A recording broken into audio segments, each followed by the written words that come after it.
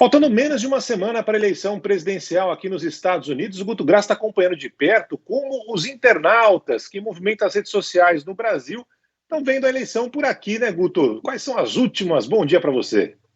Bom dia, Barão, Carla e ouvintes. Primeiro, a gente tem que compreender que é uma eleição que, estatisticamente, ela é para lá de complicada. É a terceira eleição que eu acompanho profissionalmente e lhe digo, ela é complicada. Mas vamos falar de rede, que rede, às vezes, sobretudo no nosso Brasilzão, não fica tão complicada. Primeiro, Barão, é compreender que não cabe a gente culpar Biden ou Trump por essa densidade. Essa densidade vem num crescente, não é de hoje. Você tinha páginas no Mirk, olha só, a pré-história de rede social contra George Bush, assim, contra George Bush filho, ou seja, é todo um interesse que foi se existindo a partir daí, depois, mediaticamente, o que é o Obama, depois Trump, e a gente caiu, sobretudo nesse momento que a gente vê do algoritmo político brasileiro. Por quê, Barão? Isso a gente tem que notar que é só uma comprovação. A gente fez uma checagem de 300 mil perfis que nos últimos 5 dias haviam feito manifestação pró-Trump no Brasil, ok?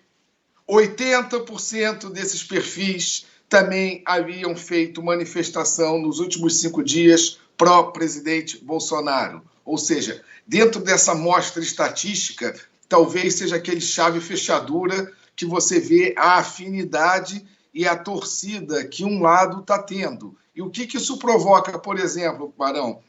O militante pró-Trump, ele chega nas redes a postar no Brasil, que a gente está falando só de Brasil, 5,8 vezes mais que o militante pró-Biden. Ou seja, você acaba nessa varredura que terminou ontem, dia 27, que é uma presença muito mais massiva e maciça do, digamos assim, do Trump nas redes do Brasil do que da candidatura do Biden. E é engraçado, né, Guto, essa relação, desculpa, Carla, porque saiu uma pesquisa hoje aqui nos Estados Unidos falando que o eleitor brasileiro que pode votar, ele prefere o Biden. A maioria dos brasileiros que vota aqui nos Estados Unidos prefere o Biden. Então, a sensação que dá é que na rede social, exatamente por causa dessa relação que há entre o presidente Jair Bolsonaro, que tem uma forte massa nas redes, defendendo a reeleição do presidente Donald Trump, é diferente da visão dos americanos que, de fato, dos brasileiros que, de fato, podem votar na eleição daqui, viu, Guto?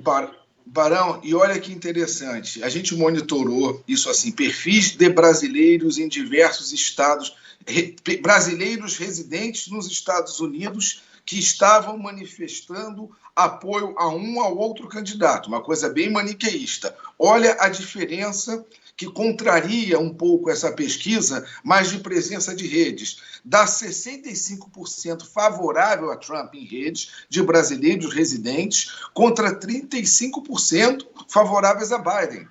É uma coisa assim que é para a gente entender volume de redes. E por que a gente tem que entender o volume de redes, Barão? Porque a gente sai de números que, se você fizer uma comparação básica do Trump, o Trump tem 87 milhões de seguidores no Twitter. O Biden não chega a 12 milhões, acho que é 11,6, 11,8. No Instagram, o Trump tem 23 milhões de seguidores. O Biden não chega a 6, acho que 5,4 ou 5,5. Ou seja, só esse número já é gigantesco. E quando você sai, Barão, e corta um número absoluto e vai para número de engajamento nos últimos 40 dias, por exemplo, de uma plataforma como o Facebook, que o Trump sempre diz que é censurada, etc. e tal. O Trump tem um engajamento, peraí, só para confirmar, para comparar, Barão, que é o seguinte: o engajamento do Biden no Facebook nos últimos 18 dias, 18 milhões. O engajamento do Trump em Facebook nos últimos 40 dias, 130 milhões, ou seja, os números iniciais do Trump em redes, eles levam qualquer processo a você tem que pensar com mais vagar, não dá para querer pensar e levar um mundo para o outro tão somente, tem que olhar com mais vagar, sobretudo numa eleição complexa como a eleição americana, Barão. Ô, Guto, eu tenho dúvida com relação à metodologia de como esses dados são coletados, só para a gente saber. Esses são brasileiros que estão no Brasil, quer dizer, por meio do IP dos equipamentos é possível perceber onde essas pessoas estão? Vamos lá. Não, esses brasileiros desse número que a gente fez foi uma varredura de brasileiros residentes, que é um perfil mais ou menos que a gente tem de trabalho, declarados como residentes nos Estados Unidos, que estavam se engajando, ou seja, dentro de redes. Não é uma pesquisa, não tem o valor de uma pesquisa. Tem, sobretudo, uma pesquisa de um país onde a eleição é tão local. Isso, assim, serve para você pegar mais R$15 e pede uma fatia de pizza. É só uma informação para entender que o volume de redes de brasileiros autodeclarados residentes ou com residência confirmada, verificada de IP, do que a gente audita, 65% deles estão sendo pró-Trump. Fato, assim, mas eu não posso analisar o que isso possa ter de peso nem numa eleição. Tem, assim, uma análise de volume de brasileiros autodeclarados e de IPs nos Estados Unidos sendo favoráveis ao Trump nas redes sociais. Aí, porque a partir disso, a minha dúvida, e é uma interpretação sua a respeito desses dados, né, opinião, para quem é que essas pessoas falam, né? Elas estão se comunicando com alguém. Você disse que não é possível ainda identificar qual é o peso que isso tem sobre a eleição. Mas elas estão falando com quem? Elas estão falando dentro da própria bolha? Será que é isso? Ou elas têm o poder de convencimento, né, de outros eleitores? Carla, a princípio falam para si mesmo como é a questão de redes e as pessoas um dia ainda vão acordar para isso.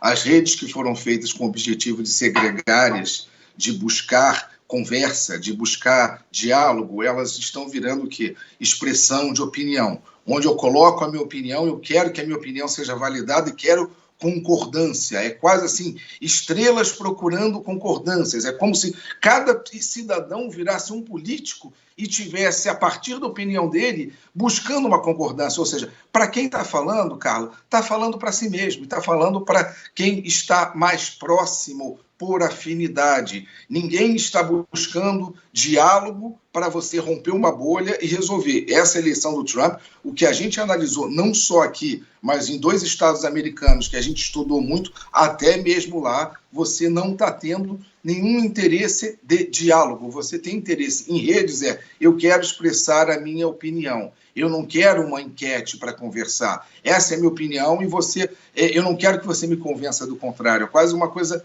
blindada. A gente está vivendo um momento de expressão de opinião, dessa coisa assim, dos monólogos que a gente fica achando que são diálogos. E também para subir nos trending topics, né? Para aparecer, criar volume, talvez, não? Sim. Aí, Carla, é aquela coisa, o trending topic, a pessoa quer se sentir participando de um processo, né? E às vezes ela acha que pode até dar efeito ou se sentir, olha, eu fui ativo, me senti de uma base, eu me senti empoderado. É igualzinho o que a torcida organizada faz às vezes com aquele menino que não tinha nenhum tipo de poder no trabalho, chega na torcida organizada, ele ganhava uma patente, ele ganhava uma importância. É mais ou menos isso, talvez é você dar uma importância àquele cidadão comum que às vezes está sem importância. Olha, eu participei de um momento, pode ser um pouco isso também. No começo da semana eu e a Carla discutimos fora do ar sobre um assunto que estava nos trending topics do Brasil, relacionado à eleição americana, que por aqui não tinha uma vírgula. Ela falou assim, vai discutir sobre isso? Eu falei, não vamos dar espaço para essa galera maluca, porque tem muita maluquice também sendo discutida por aí. O Guto, eu sei que ontem, altas horas da noite, a gente estava batendo um papo, falando sobre um outro tema, mas teve um outro tema que acabou atropelando esse que a gente tinha combinado. Então peço a sua ajuda para a gente não falar daquele assunto, falar de outro agora rapidamente, que foi aquele post do ministro do Meio Ambiente, o Ricardo Salles, chamando o presidente da Câmara, Rodrigo Maia, de inhonho. E nas últimas horas desta manhã, o ministro dizendo que não foi ele que postou, que teve a conta hackeada, invadida. A gente está vendo aqui no YouTube, né, essa postagem, apagou a postagem, depois apagou a conta dele. Para quem não entende muito bem como funciona, Guto, a pessoa pode ficar tanto tempo, ainda mais no caso o ministro, né, sem saber que a sua conta foi hackeada, sem entender o que está acontecendo depois, digamos, dessa agressão, depois de criticar, se quiser falar, o presidente da Câmara? Barão, eu acho o seguinte, você tem elementos que podem buscar a veracidade disso. Você tem uma agência brasileira de inteligência que pode verificar se foi um hackeamento. Se foi um hackeamento de uma conta de um ministro, é uma coisa séria. Se foi um vacilo de um ministro, que ele venha e peça desculpas pelas desculpas feitas. Entenda, a gente tem que viver um momento de transparência. Por mais que a gente viva num momento onde o homem público voltar atrás virou talvez algo normal e algo, às vezes, até louvável para uma base eleitoral, quando o homem público volta atrás, ficou muito claro que tem que se apurar, porque se foi o hackeamento da conta de um ministro de Estado, Polícia Federal e a ABIN, por favor, rastreiem e vejam, porque os nossos homens públicos não podem ficar com esse tipo de insegurança. Fato. Assim, devolve como é que se diz, as sandálias ao sapateiro, para que ele possa resolver qual é o assunto. Ou seja, você tem instrumentos que possam verificar se foi um hackeamento ou se foi desculpa o termo, vacilamento, criando aqui uma palavra nesse sentido aqui, tá? Será que o pessoal quer a investigação séria sobre isso, Barão? Acho que não. Mas vamos nessa. Guto, um grande abraço para você. Na semana que vem tem mais. Muito obrigado pelas informações. Valeu, Guto. Abraço. Só chamar ou qualquer edição extraordinária, pode chamar que a gente está à disposição aí também. Fechado. Opa, valeu. Um abraço.